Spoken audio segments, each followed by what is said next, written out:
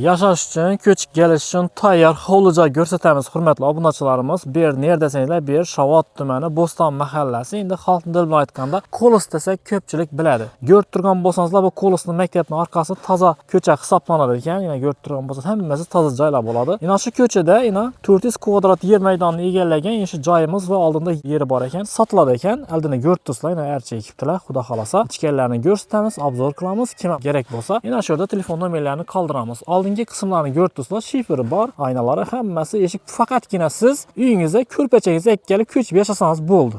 Boshqa paralma kerak yo'q. To'g'ri, galas ko'chib yashaysiz. Narxi videoni oxirida aytsammi ekan, hozir aytsammi ekan. Boshda yaxshilar, videoni oxirida aytaman, ko'rasizlar. Bahosam, lekin dim zo'r narxlarda. Gazni ko'rib turibsizlar, turba kelib turibdi. Tokdan muammo yo'q. Hamma ish bor. Prosti. Bo'lgani shu ko'chib kelib yashab bersangizlar bo'ldi. Bu yon taraflari inshorash ekan. Oldingi qismida bu yerda garaj uchun xod bor ekan. Orqa ham bo'laverasizlar. Yana bunda garaj. Yana shu yerdan garaj bo'ladi ekan.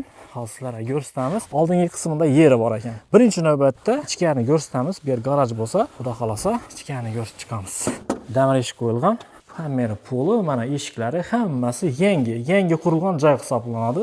Lyustradan chadaq qo'yibdilar. Patoloklari hammasi qilingan. Yana bu esa zali bo'ladi. Zaldan ham lyustra qo'yibdilar, chiroyli qilib. Yana bu dalani va yana bu xonasini ko'ramiz. Yana obunachilarimiz, bu spalniya ekan. Bu tarafini ko'ramiz.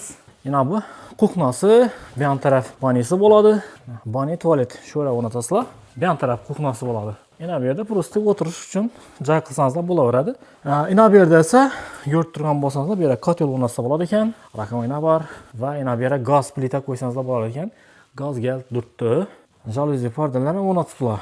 Oldinda yeri bor ekan. Yerini ekish uchun tayyorlabdilar. 360 million so'm dedi. Egasini telefon qilasizlar, kelishasizlar.